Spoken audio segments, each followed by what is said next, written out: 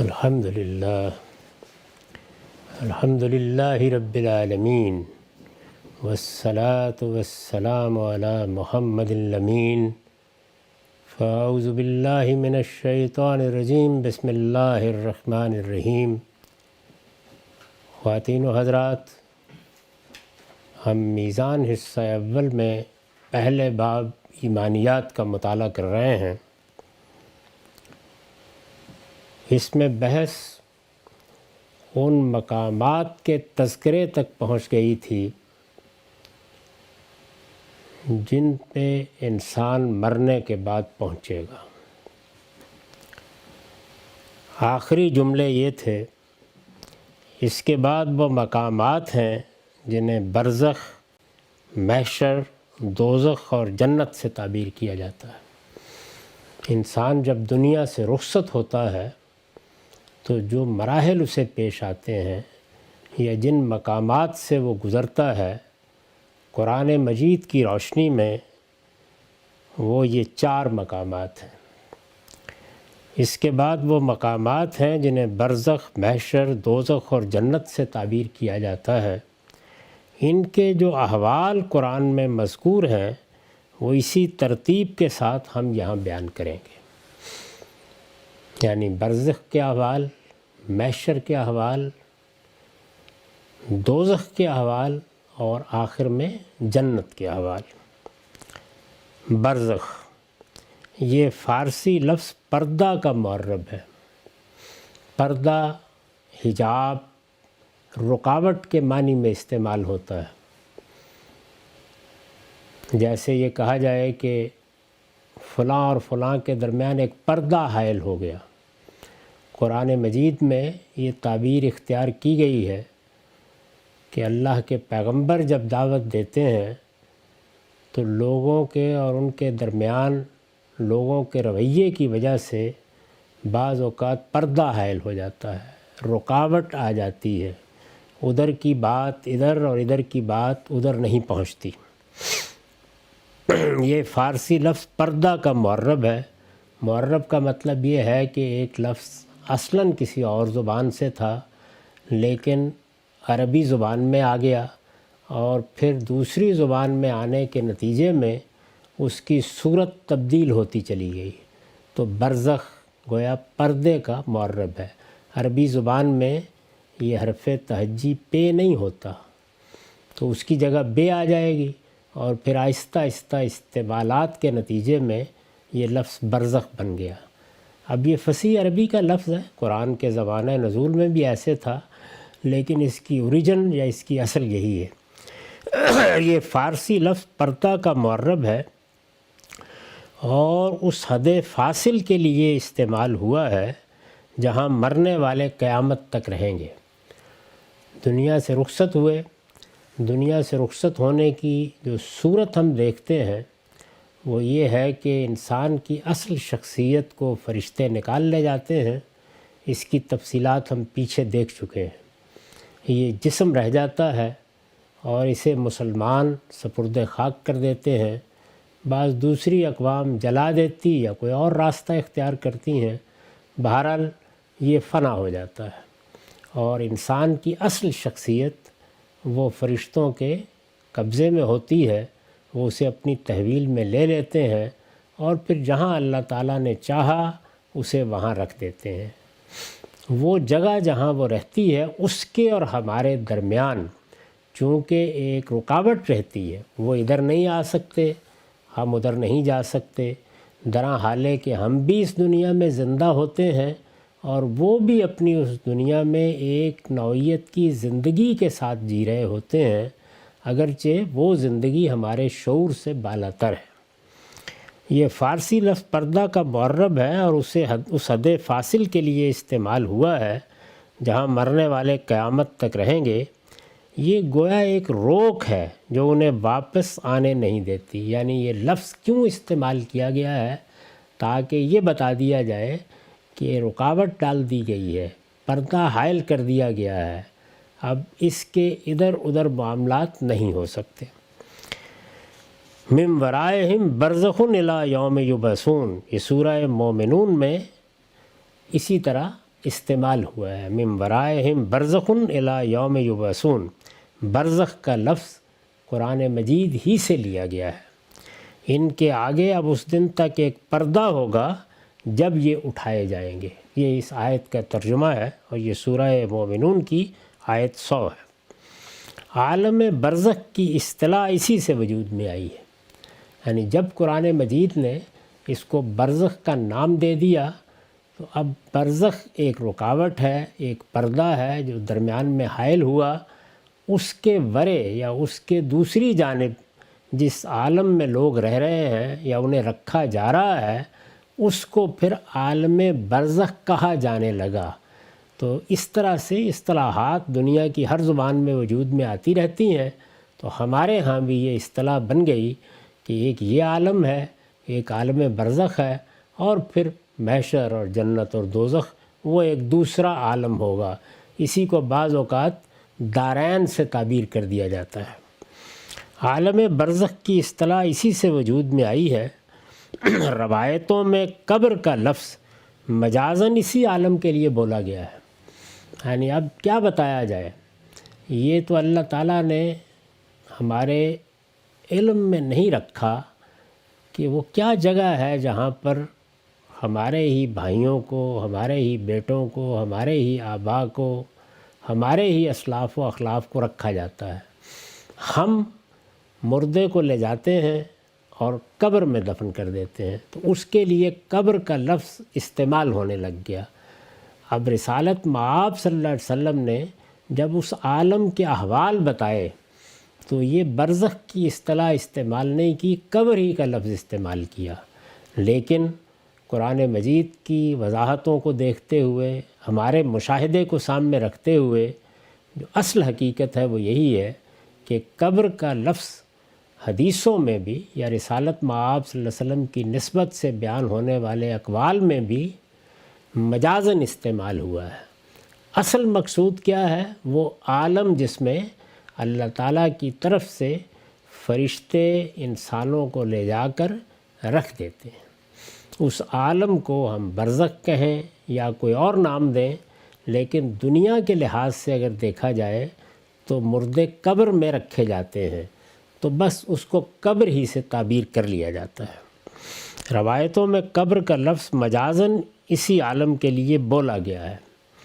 اس میں انسان زندہ ہوگا، یعنی ایسا نہیں ہے کہ انسان مٹی میں مل جاتا ہے، انسان تو نکال لیا جاتا ہے۔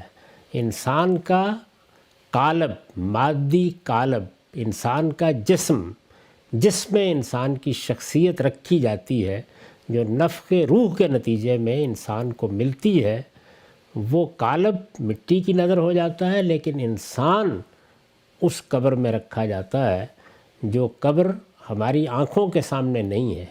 ہماری آنکھوں کے سامنے جو قبر ہے اس میں انسان کے جسم کو ہم رکھ کے آ جاتے ہیں، لیکن اسی جگہ، اس کے سوا کسی دوسری جگہ وہ قبر ہے کہ جس میں اللہ تعالیٰ انسان کی اصل شخصیت کو رکھنے کا حکم دیتے ہیں۔ یہ بات کہ وہ اسی زمین میں ہے، یہ روایتوں سے معلوم ہو جاتی ہے۔ روایتوں میں قبر کا لفظ مجازاً اسی عالم کے لیے بولا گیا ہے۔ اس میں انسان زندہ ہوگا، لیکن یہ زندگی جسم کے بغیر ہوگی اور روح کے شعور، احساس اور مشاہدات و تجربات کی کیفیت اس زندگی میں کم و بیش وہی ہوگی جو خواب کی حالت میں ہوتی ہے۔ یہ تمثیل کا طریقہ ہے، یعنی اللہ تعالیٰ نے بھی اسی کو اختیار کیا ہے۔ قرآن مجید میں یہ بتایا ہے کہ اس دنیا کی چیزوں کے ساتھ تشبیہ دے کر یا ان کے مماثل ٹھہرا کر اس عالم کے حقائق بتائے جاتے ہیں، اور جن آیتوں میں بتائے جاتے ہیں وہ آیات متشابہات ہیں۔ تو ہم بھی مجبور ہیں کہ وہی تعبیریں اختیار کریں جن کو دنیا میں رہنے والے لوگ سمجھ سکتے ہیں۔ انسان اس میں زندہ ہوگا، یعنی یہ بات قرآن نے واضح کر دی ہے کہ انسان کی حیثیت سے یا انسانی شخصیت کہہ لیجئے وہ مٹی میں نہیں ملتی، وہ بالکل محفوظ اللہ کے فرشتے نکال کر لے جاتے ہیں اور پھر وہ اس قبر میں رکھ دی جاتی ہے جو ہمارے لیے مرئی نہیں ہے، جس کو ہم دیکھ نہیں سکتے۔ لیکن یہ زندگی جسم کے بغیر ہوگی۔ جسم سے مراد یہ جسم، یعنی یہ جو زندگی ہے جس میں لوگ اس وقت رہ رہے ہیں، جو بھی دنیا سے رخصت ہوا ہے وہ زندہ ہی ہے، لیکن وہ زندگی جسم کے بغیر ہوگی، اور روح کے شعور، احساس اور مشاہدات و تجربات کی کیفیت، یعنی جو حقیقی شخصیت ہے وہ ایک روحانی چیز ہے، تو اس روح کا ایک شعور بھی ہے، اس کا ایک احساس بھی ہے، اس کے مشاہدات و تجربات بھی ہوں گے۔ یعنی ایسا نہیں ہے کہ سب کے سب سو رہے ہیں، ہم بھی سوتے ہیں۔ قرآن مجید نے یہ تشبیہ دی ہے کہ موت در حقیقت اسی طرح ہے جیسے تم سو جاتے ہو۔ تو سونے میں بھی یہ دیکھیے تو 3 طرح کی کیفیات ہوتی ہیں۔ ہم سوتے ہیں اور کوئی خواب نہیں آتا، یعنی اطمینان کے ساتھ سو گئے، آنکھ کھلے گی اٹھ جائیں گے۔ دوسرے یہ کہ ڈراؤنے خواب آتے ہیں، اذیت دینے والے خواب آتے ہیں، تکلیف دہ صورتحال قبر میں سونے میں پیدا ہو جاتی ہے، معاف کیجیے گا۔ اور تیسری یہ کہ بڑی خوشگوار صورت ہوتی ہے، انسان بڑی لذت اٹھاتا ہے، بڑی نعمتیں پاتا ہے۔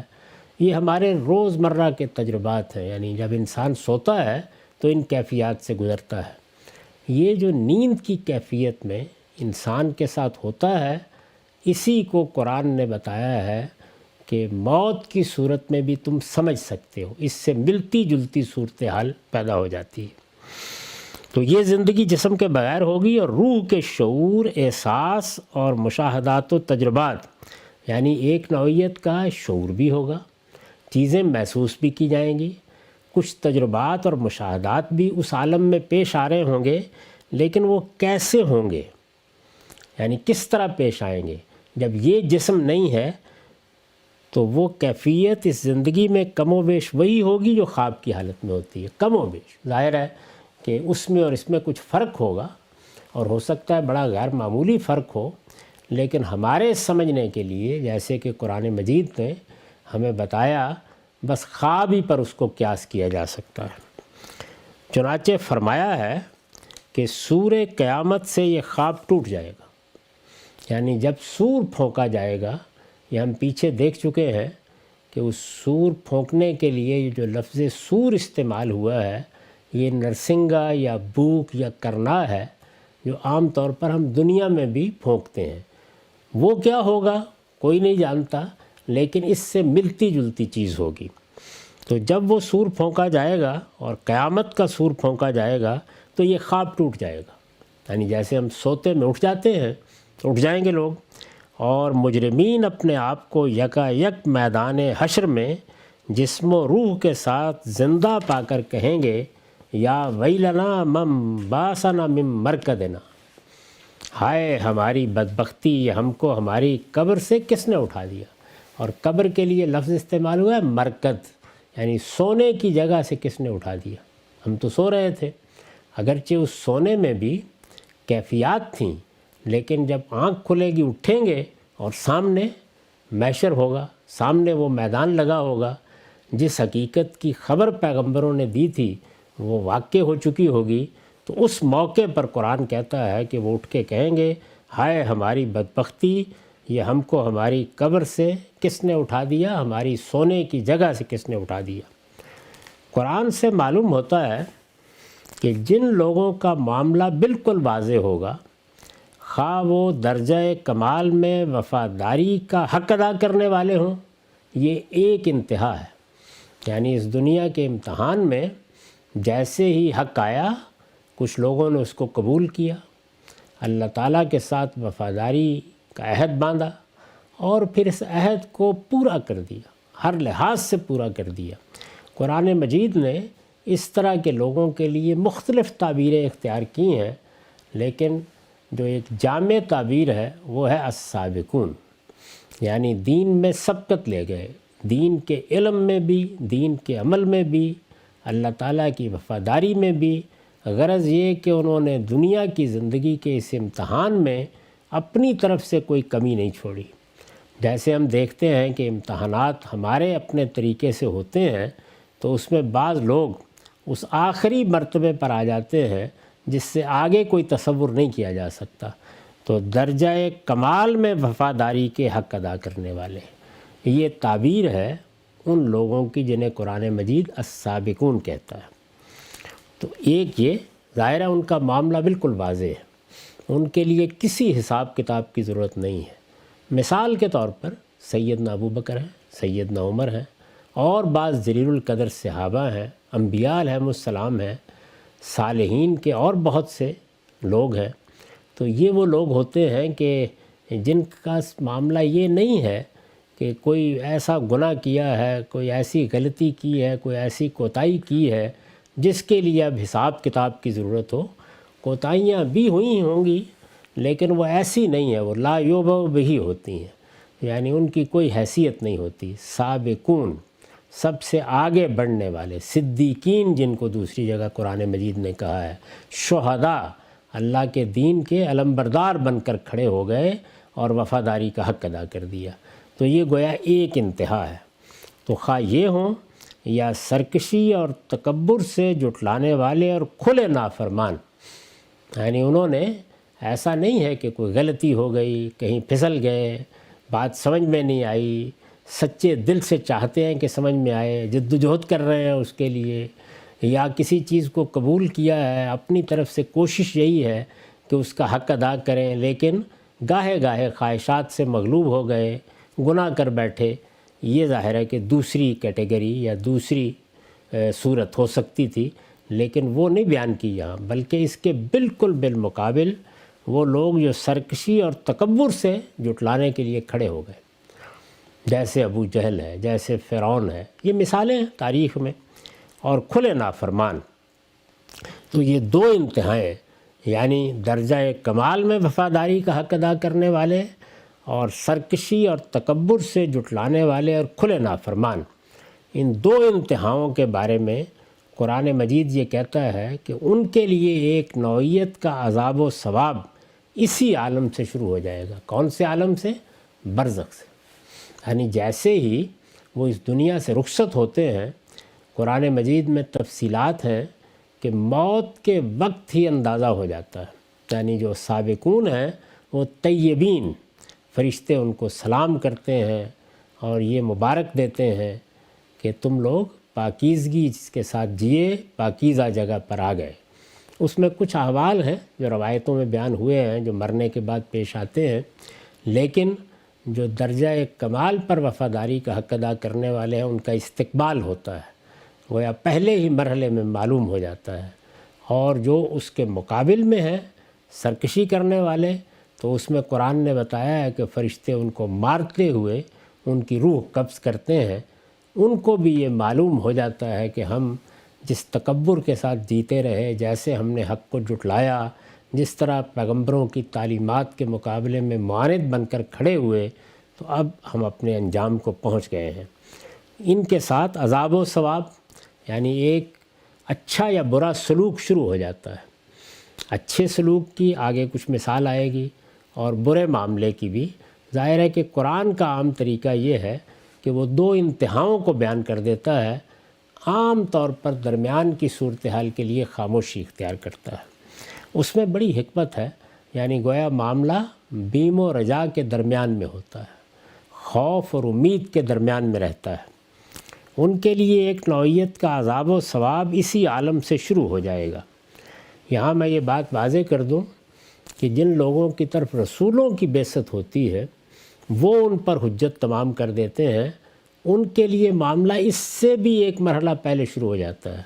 یعنی دنیا سے ان کی رخصتی بھی عذاب کے ساتھ ہوتی ہے، فرشتے استقبال بھی عذاب کے ساتھ کرتے ہیں اگر انہوں نے انکار کر دیا، اور اس کے بعد اس عالم میں بھی ان کے لیے ایک نوعیت کے عذاب کی صورت رہتی ہے۔ عذاب و ثواب اسی عالم سے شروع ہو جائے گا۔ اس کی وجہ یہ ہے، یعنی کیوں ان دو انتہاؤں کے معاملے میں یہ ہوتا ہے، اس کی وجہ یہ ہے کہ ان سے حساب پوچھنے اور ان کے خیر و شر کا فیصلہ کرنے کی ضرورت نہ ہوگی۔ معاملہ بالکل واضح ہے۔ فرعون دنیا سے رخصت ہوا ہے، ابو جہل دنیا سے رخصت ہوا ہے، یا دوسری جانب صدیق دنیا سے رخصت ہوئے ہیں۔ تو اس میں اس کی ضرورت نہیں ہے کہ کوئی حساب کتاب ہوگا، معلوم ہوگا کیا میزانیہ بنا ہے، نیکی کا غلبہ ہے یا شر کا غلبہ ہے، وہ واضح ہے، اپنی کتاب ہاتھ میں لے کے حاضر ہو گئے ہیں۔ اس طرح کے معاملات میں چونکہ حساب پوچھنے اور خیر و شر کا فیصلہ کرنے کی ضرورت نہیں ہوتی، تو عذاب و ثواب موت کے ساتھ شروع ہو جاتا ہے۔ قرآن مجید نے دونوں انتہاؤں کی ایک ایک مثال بیان کر دی ہے۔ پہلی صورت کی مثال وہ صحابہ کرام ہیں جنہوں نے رسول اللہ صلی اللہ علیہ وسلم کی معیت میں جنگ کی اور اپنے مقدس خون شہادت سے کشت حق کو سیراب کیا۔ ظاہر ہے کہ رسول اللہ صلی اللہ علیہ وسلم کے ساتھ جو لوگ آئے، ان میں سے جن لوگوں نے کسی موقع پر جان دے دی اللہ کی راہ میں، میدان میں اترے، اللہ کے پیغمبر کے ساتھ دینے کے لیے اترے، اناد اور کفر کے خلاف اترے اور جان دے دی، یعنی جان آفرین کے سپرد کر دی، اس کے بعد پھر آگے کیا رہ جاتا ہے؟ یعنی انسان کے پاس یہ آخری چیز ہی ہے جس سے وہ محبت کر سکتا ہے، تو وہ سب اس نے اللہ کی راہ میں دے دیا، اپنے آپ کو اللہ کی نظر کر دیا۔ تو اس طرح کے لوگوں کا ذکر ہوا ہے قرآن میں۔ قرآن کا ارشاد ہے کہ وہ زندہ ہیں اور اپنے پروردگار کی عنایتوں سے بہرہ یاب ہو رہے ہیں، یعنی بتایا ہے کہ ان کے لیے پھر انتظار نہیں کیا جاتا کہ محشر برپا ہوگا، سور پھونکا جائے گا، وہ اٹھائے جائیں گے، حساب کتاب ہوگا، پھر فیصلہ ہوگا۔ نہیں، ان کے دنیا سے رخصت ہوتے ہی فرشتوں نے ان کا استقبال کیا اور ان کا خیر مقدم کرتے ہوئے کچھ مراحل سے گزار کر وہ انہیں ایسی جگہ لے جاتے ہیں کہ جہاں ان کے لیے اللہ کی نعمتیں اور عنایتیں ہوتی ہیں۔ اس کو قرآن نے بیان کیا ہے سورہ آل عمران میں 169 171 آیت ہے، وَلَا تَحْسَبَنَّ الَّذِينَ قُتِلُوا فِي سَبِيلِ اللَّهِ أَمْوَاتًا بَلْ أَحْيَاءٌ عِندَ رَبِّهِمْ يُرْزَقُونَ فَرِحِينَ بِمَا آتَاهُمُ اللَّهُ مِنْ فَضْلِهِ وَيَسْتَبْشِرُونَ بِالَّذِينَ لَمْ يَلْحَقُوا بِهِمْ مِنْ خَلْفِهِمْ أَلَّا خَوْفٌ عَلَيْهِمْ وَلَا هُمْ يَحْزَنُونَ يَسْتَبْشِرُونَ بِنِعْمَةٍ مِّنَ اللَّهِ وَفَضْلٍ وَأَنَّ اللَّهَ لَا يُضِيعُ أَجْرَ الْمُؤْمِنِينَ۔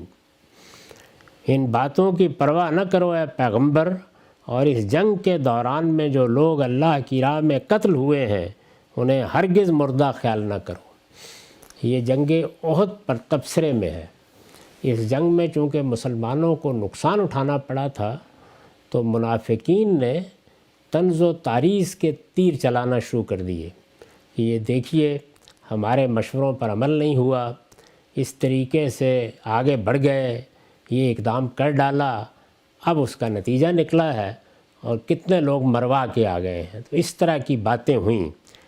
اس کے جواب میں اللہ تعالیٰ فرماتے ہیں ان باتوں کی پرواہ نہ کرو اے پیغمبر، اور اس جنگ کے دوران میں جو لوگ اللہ کی راہ میں قتل ہوئے ہیں انہیں ہرگز مردہ خیال نہ کرو۔ یعنی جو جنگ احد میں رسول اللہ صلی اللہ علیہ وسلم کے صحابہ دنیا سے رخصت ہوئے، ان کا ذکر ہو رہا ہے۔ وہ مردہ نہیں بلکہ اپنے پروردگار کے حضور میں زندہ ہیں۔ یعنی ایسا نہیں کہ مر کے مٹی میں مل گئے ہیں، یہ خیال خام دور کرو، وہ زندہ ہیں، اور صرف زندہ نہیں ہیں، زندہ تو فرعون بھی ہے، کفار بھی ہیں، مشرکین بھی ہیں، وہ زندہ ہیں، انہیں روزی مل رہی ہے۔ اللہ نے جو کچھ اپنے فضل میں سے انہیں عطا فرمایا ہے اس پر شاداں و فرحاں، یعنی گویا خوشی ہی خوشی، مسرت ہی مسرت ہے ان کے لیے، اور اپنے فضل سے انہیں عطا فرمایا ہے۔ ظاہر ہے کہ جو کچھ فرمایا ہے اس کو الفاظ بیان کرنے سے قاصر ہیں، وہ نعمتیں مل گئی ہیں۔ اللہ نے جو کچھ اپنے فضل سے انہیں عطا فرمایا ہے اس پر شاداں و فرحاں، ان کے اخلاق میں سے جو لوگ ابھی ان سے نہیں ملے ان کے بارے میں خوشیاں مناتے ہوئے، یعنی انہیں معلوم ہو گیا ہے کہ وہ کون ہیں کہ جو پیچھے آ رہے ہیں، یہ بھی بشارت انہیں دے دی گئی ہے، ان کے بارے میں بھی وہ خوشیاں منا رہے ہیں کہ خدا کی اس ابدی بادشاہی میں ان کے لیے بھی نہ کوئی خوف ہے اور نہ وہ کبھی غم زدہ ہوں گے۔ اللہ کی نعمتوں اور اس کے فضل سے خوش وقت، اور اس بات سے کہ ایمان والوں کے اجر کو اللہ کبھی ضائع نہ کرے گا۔ یعنی یہ سب بشارتیں ان کو مل گئی ہیں۔ ایک بہترین زندگی ہے جس کا ہم شعور نہیں رکھتے۔ دوسری جگہ بتا دیا ہے کہ کہ وہ زندگی اس طرح نہیں ہے جیسے تمہاری زندگی ہے، تم اس کا شعور نہیں رکھتے، لیکن وہ زندگی ہے، وہ زندگی کی ایک دوسری صورت ہے، اور اس میں بھی نعمتیں مل رہی ہیں، اللہ تعالیٰ کرم فرما رہے ہیں۔ دوسری صورت کی مثال، یعنی اب یہ ایک انتہا ہے، اس کے مقابل میں یا اس کے برخلاف دوسری صورت کی مثال فرعون اور اس کے اتباع ہیں۔ یعنی ادھر سے رسول اللہ صلی اللہ علیہ وسلم کے ساتھیوں کو لے لیا ہے جو معرکہ بدر میں اپنی جان آفرین کے سپرد کرنے کے لیے تیار ہو گئے، راہ حق پر ثابت قدم رہے، اللہ نے ان کو یہ شرف دیا۔ دوسری صورت کی مثال فرعون اور اس کے اتباع ہیں جو موسیٰ علیہ السلام کی طرف سے اتمام حجت کے بعد بھی ماننے کے لیے تیار نہیں ہوئے۔ یعنی اللہ کے ایک پیغمبر نے حجت تمام کی، وہ لوگ جن کا ذکر اوپر ہوا ہے ایمان لائے، اور ایمان لانے کے بعد ثبات و استقامت کے ساتھ ہر مشکل سے گزر گئے، یہاں تک کہ اپنے وجود کو اللہ کی نظر کر دیا۔ یہ آخری درجہ ہوا۔ اس کے بالکل برخلاف اللہ کے ایک پیغمبر موسیٰ علیہ السلام، ایک جلیل القدر پیغمبر نے حجت تمام کی، لیکن فرعون ماننے کے لیے تیار نہیں ہوا، اور اس کے ساتھی بھی۔ چنانچہ اپنے اس جرم کی پاداش میں دنیا میں بھی عذاب سے دوچار ہوئے، غرقاب کر دیے گئے۔ یہاں سے عذاب شروع ہو گیا، اور عالم برزخ میں بھی صبح و شام انہیں دوزخ کا مشاہدہ کرایا جاتا ہے۔ اس عالم میں بھی ان کے ساتھ یہ معاملہ ہو رہا ہے۔ اس سے بھی یہ بات واضح ہوتی ہے کہ نیند کی کیفیت میں یا اس سے ملتی جلتی کیفیت میں جس طرح مشاہدات ہوتے ہیں اس طرح کا مشاہدہ کرایا جا رہا ہے۔ یہ نہیں کہا قرآن نے کہ انہیں دوزخ میں ڈال دیا گیا ہے، ان کا انجام انہیں دکھایا جاتا ہے۔ یہ سورہ مومن ہے، 45-46 آیت ہے۔ مگر فرعون والوں کو وَحَاقَ بِآلِ فِرْعَوْنَ سُوءُ الْعَذَابِ النَّارُ يُعْرَضُونَ عَلَيْهَا غُدُوًّا وَعَشِيًّا وَيَوْمَ تَقُومُ السَّاعَةُ أَدْخِلُوا آلَ فِرْعَوْنَ أَشَدَّ الْعَذَابِ۔ مگر فرعون والوں کو اس کے بعد برے عذاب نے گھیر لیا، دوزخ کی آگ کے جس پر وہ صبح و شام پیش کیے جاتے ہیں، اور جس دن قیامت برپا ہوگی حکم دیا جائے گا کہ فرعون والوں کو بدترین عذاب میں داخل کرو۔ تو گویا برزخ کو بھی بیان کر دیا، اور پھر اس کے بعد جو ان کا انجام ہونا ہے اس کو بھی بیان کر دیا۔ اس باب میں جتنی روایتیں مل سکی ہیں اور وہ سند کے اعتبار سے قابل لحاظ ہیں، ان سب پر کام کے بعد میں پورے اطمینان کے ساتھ یہ عرض کر رہا ہوں کہ ان سے بھی یہی تصویر سامنے آتی ہے۔ یعنی ان میں یا ان لوگوں کے عذاب کا ذکر ہے جس کی ایک مثال فرعون اور اس کے اتباع ہیں، یا ان لوگوں کے ثواب کا ذکر ہے جس کی مثال اوپر رسول اللہ صلی اللہ علیہ وسلم کے زمانے کے شہداء ہیں، اور اللہ کے پیغمبروں کی طرف سے جن پر اتمام حجت ہو جاتا ہے ان کے ساتھ کیا معاملہ ہوگا، ان میں سے مومنوں کے ساتھ کیا ہوگا، منافقوں کے ساتھ کیا ہوگا، اور منکروں کے ساتھ کیا ہوگا، اس کی تفصیلات ہیں۔ وہ ٹھیک وہی تفصیلات ہیں جس کی ایک تصویر ہمارے سامنے قرآن مجید سے آ رہی ہے، وہاں تفصیلات ہیں۔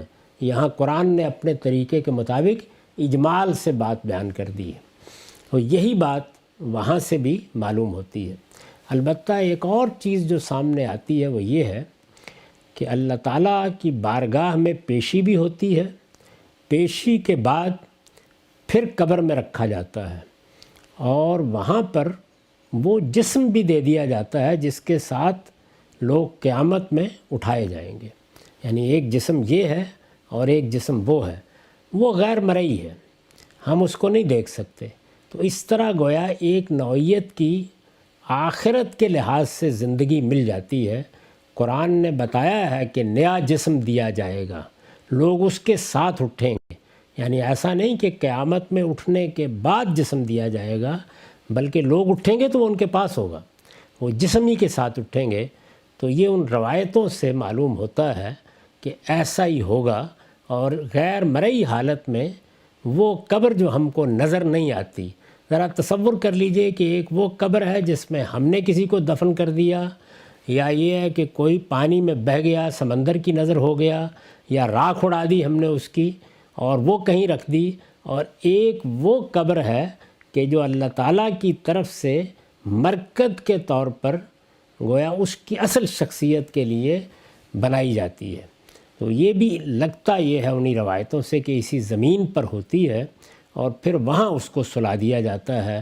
وہ فرائض ہوں تو وہ جس حالت میں سلائے جاتے ہیں وہ بیان ہو گئی ہے، اور وہ شہداء اور صالحین اور سابقین اور انبیاء ہوں تو ظاہر ہے کہ اپنے اپنے درجے کے لحاظ سے نعمتوں میں سلا دیے جاتے ہیں۔ روایتوں میں قبر کے جس عذاب و ثواب کا ذکر ہوا ہے وہ یہی ہے، یعنی روایتوں میں یہی دو انتہائیں ہیں جو بیان ہوئی ہیں۔ تمام روایتوں کا آپ استقصاء کریں تو یہی معلوم ہوتا ہے، یعنی یا پیغمبروں کے اتمام حجت کے نتیجے میں منکر ہو کر معاند ہو کر کھڑے ہو جانے والے مستکبرین، یا ان کے مقابلے میں صالحین جنہوں نے پیغمبروں پر ایمان کو قبول کیا، نیکی اور خیر کے ساتھ آگے بڑھے، تو یہی بیان ہوا ہے۔ درمیان کی صورتیں کیا ہوں گی ان کے بارے میں قرآن مجید کی سورہ توبہ سے یہ اشارہ نکلتا ہے کہ یہ وہ لوگ ہوں گے کہ جو خلطوا عملا صالحا وآخر سیئا کا مصداق ہیں۔ یہ قرآنی کے الفاظ ہیں، یعنی ان کا معاملہ نہ اس طرف بالکل واضح ہے نہ اس طرف بالکل واضح ہے، درمیان کے لوگ ہیں ہمہ شمہ۔ ان کا معاملہ یہ ہے کہ وہ قیامت تک مؤخر رکھا جائے گا، جب وہاں اٹھیں گے حساب کتاب ہوگا پھر فیصلہ سنایا جائے گا۔ تو اس سے گویا قرآن مجید میں جو تصویریں ہیں ان سب کی تطبیق ہو جاتی ہے۔ ان لوگوں کا معاملہ بھی واضح ہو جاتا ہے کہ جو مقابلے میں آ گئے، سرکش ہو گئے، متکبر ہو گئے اور پیغمبروں کی دعوت کا انہوں نے انکار کر دیا، اور ان کا معاملہ بھی واضح ہو جاتا ہے جنہوں نے وفاداری کا حق ادا کر دیا۔ یہ درمیان کے لوگ ہیں۔ تو میں نے یہ عرض کیا تھا کہ چونکہ سونے سے تشبیہ دی گئی ہے تو اس میں بھی اگر غور کیجئے تو تینوں ہی حالتیں پیش آتی ہیں، یعنی اذیت کے خواب، بڑے خوش آہنگ خواب، اور اطمینان سے آدمی سو رہا ہے۔ تو یہی صورتیں ہیں، اور یہی غالباً اندازہ ہوتا ہے کہ اس قبر میں بھی پیش آ رہی ہیں جس میں اللہ تعالیٰ کی طرف سے انسانوں کی اصل شخصیت کو رکھا جاتا ہے، لیکن چونکہ قبر ہی کے لفظ سے ہم واقف ہیں تو وہی لفظ بول دیا جاتا ہے۔ روایتوں میں قبر کے جس عذاب و ثواب کا ذکر ہوا ہے وہ یہی ہے۔ نبی صلی اللہ علیہ وسلم نے مزید بتایا ہے کہ آپ کی بعثت جن لوگوں میں ہوئی ان کے لیے اس کی ابتدا اس سوال سے ہوگی کہ وہ آپ کے بارے میں کیا کہتے ہیں۔ قبر میں داخل ہوتے وقت سوال و جواب ہوں گے۔ قرآن مجید میں بہت سے سوال و جواب نقل ہوئے ہیں۔ مثال کے طور پر یہ نقل ہوا ہے کہ وہ لوگ جو رسول اللہ کی دعوت پر لبیک کہنے کے باوجود ہجرت کر کے وہاں سے نہیں نکلے اور ان کو اپنا ایمان کا اظہار کرنے میں مشکلات پیش آئیں، پھر انہوں نے کفری کو بظاہر اختیار کیے رکھا، وہ جب دنیا سے رخصت ہوں گے تو فرشتے ان سے کیا گفتگو کریں گے، وہ قرآن میں نقل ہوئی ہے۔ اسی طرح کی کچھ گفتگویں رسول اللہ صلی اللہ علیہ وسلم کے زمانے میں جو لوگ دنیا سے رخصت ہوئے ان کے بارے میں بھی حدیثوں میں نقل ہوئی۔ تو وہ گفتگویں ہیں، ان میں پہلا سوال یہی کیا گیا ہے، رسالت مآب صلی اللہ علیہ وسلم کی ذات والا صفات کو ممثل کر کے سامنے لایا گیا ہے، اور یہ پوچھا گیا ہے کہ ان کے بارے میں کیا کہتے ہو۔ تو اس میں ایمان والے کیا کہیں گے، منافقین کیا کہیں گے، منکرین کیا کہیں گے، وہ سوال جواب وہاں نقل ہو گیا ہے۔ وہ بالکل قرآن کے مطابق ہے، اس میں کوئی معنی نہیں ہے۔ نبی صلی اللہ علیہ وسلم نے مزید بتایا ہے کہ آپ کی بعثت جن لوگوں میں ہوئی ان کے لیے اس کی ابتدا اس سوال سے ہوگی کہ وہ آپ کے بارے میں کیا کہتے ہیں، یعنی ہر شخص سے اس کے حالات کے لحاظ سے سوالات ہوں گے، کوئی ایک ہی سیٹ نہیں ہے سوالات کا جیسے کہ عام طور پر لوگ سمجھتے ہیں۔ لیکن رسول اللہ کے زمانے میں، اور اس سے قیاس کیا جاتا ہے کہ سب رسولوں کے ساتھ یہی ہوگا، رسول اللہ کے زمانے میں جو لوگ دنیا سے رخصت ہوئے اور جنہوں نے آپ کی یا تو دعوت کو مان لیا یا انکار کیا یا منافقت کے ساتھ رہے، ان کے احوال بیان ہو گئے ہیں وہاں۔ اس کی وجہ بھی بالکل واضح ہے، یعنی کیوں آپ ہی کے بارے میں سوال سے ابتدا ہوگی، اس کی وجہ بھی بالکل واضح ہے۔ اپنی بعثت کے بعد رسول ہی اپنی قوم کے لیے حق و باطل میں امتیاز کا واحد ذریعہ ہوتا ہے۔ جب اللہ کے رسول براہ راست دعوت نہیں دے رہے ہوتے تو پھر بہت سی چیزیں ہیں جن کا لحاظ کرتے ہیں اللہ تعالیٰ، حالات کیا تھے، زمانہ کیا تھا، علم کتنا ملا، کہاں رہے، کس صورتحال سے دوچار ہوئے، لیکن جب رسول آ جاتے ہیں تو پھر رسول ہی اصل میں حق و باطل کا معیار بن جاتا ہے۔ یعنی اب بتائیے، اب تو اللہ کا رسول تمہارے درمیان آ گیا، کیا رائے قائم کی ہے تم نے ان کے بارے میں؟ اس لیے اس پر ایمان کے بعد پھر کسی اور سے کچھ پوچھنے کی ضرورت نہیں رہتی، یعنی یہ گویا پہلا سوال ہی خاتمہ بن جاتا ہے۔ تو رسول کی شخصیت کو جو خصوصی حیثیت حاصل ہے، اور قرآن مجید نے جو قوانین اس کے متعلق بیان کیے ہیں، جن کو میں محض سادہ طریقے سے سمجھانے کے لیے قانون اتمام حجت کہتا ہوں، یعنی اللہ تعالیٰ کی حجت دنیا میں کئی ذرائع سے پوری ہو رہی ہے، بلکہ قرآن نے تو یہ بتایا ہے کہ اس کی ابتدا اس عہد الست سے ہو جاتی ہے، اس کی یاد اگرچہ محو کر دی گئی ہے لیکن انسانی فطرت اندر سے بتاتی رہتی ہے۔ تو اللہ کی حجت کا گویا ابتدائی ذریعہ وہ ہے، انسانی نفس میں اللہ تعالیٰ نے جو خیر و شر الہام کیا ہے وہ دلیل بنتا ہے، پھر اس کے بعد انفس و آفاق کی نشانیاں ہیں، پھر نبی آتے رہے ہیں، انہوں نے آ کر اللہ کی حجت پوری کی ہے، سب اتمام حجت کے ذرائع ہیں۔ لیکن رسولوں کی یہ خصوصیت ہے کہ گویا دنیا میں جب وہ آ جاتے ہیں نبیوں میں سے جن کو رسالت کے منصب پر فائز کیا گیا ہے، تو پھر فیصلہ ہو جاتا ہے، یعنی اس کے بعد کوئی ابہام باقی نہیں رہتا۔ قرآن مجید نے اس کو بڑی وضاحت سے بیان کیا ہے، بلکہ اگر کہا جائے تو کہا جا سکتا ہے کہ قرآن مجید در حقیقت اس پورے قانون ہی کے روبہ عمل ہونے کی سرگزشت ہے۔ چنانچہ میں نے کئی مرتبہ یہ توجہ دلائی ہے کہ اس میں چونکہ یعنی اس قانون کے مطابق جب اللہ کا رسول دنیا میں ہوتا ہے تو اس میں چونکہ دینونت یا جزا و سزا کی ابتدا دنیا سے ہوتی ہے، یعنی وہ پہلے دنیا میں ہمارے سامنے برپا ہوتی ہے، پھر اس کے بعد برزخ کے احوال ہیں جو یہاں بیان ہوئے، اس کے بعد پھر قیامت کا عذاب و ثواب ہے، جس کو یہ کہا ہے سورہ مومن میں آل فرعون کے بارے میں کہ ادخلوا آل فرعون اشد العذاب، اور اس میں کہا ہے وَيَوْمَ تَقُومُ السَّاعَةُ، یعنی جب قیامت برپا ہوگی تو پھر یہ لوگ زیادہ سخت عذاب کی طرف لوٹا دیے جائیں گے۔ تو یہ جو تصویر ہمارے سامنے آتی ہے، اسی تصویر کے لحاظ سے وہ سب معاملات جو دنیا میں ہوئے وہ سورہ توبہ میں بیان ہوئے ہیں۔ سورہ برات کہتے ہیں یا سورہ توبہ، یہ قرآن کی وہ سورہ ہے جس پر بسم اللہ نہیں لکھی جاتی، اس لیے کہ یہ عذاب کی سورہ ہے، یعنی اس میں گویا اللہ کا قہر سامنے آ گیا ہے۔ وہ لوگ جن کی طرف رسول اللہ کی بعثت ہوئی ان کے بارے میں اللہ کا فیصلہ اس میں بیان ہوا ہے۔ تو سب لوگوں کے ساتھ کیا ہوگا، یعنی مشرکین کے لیے کیا فیصلہ ہے، اہل کتاب کے لیے کیا فیصلہ ہے، یہ فرق ہے دونوں میں۔ وہ بنی اسماعیل ہیں، یہ بنی اسحاق ہیں زیادہ تر۔ فرق یہ ہے کہ یہ توحید کو اصل دین کی حیثیت سے مانتے ہیں، پھر بعض گمراہیوں میں مبتلا ہو گئے ہیں۔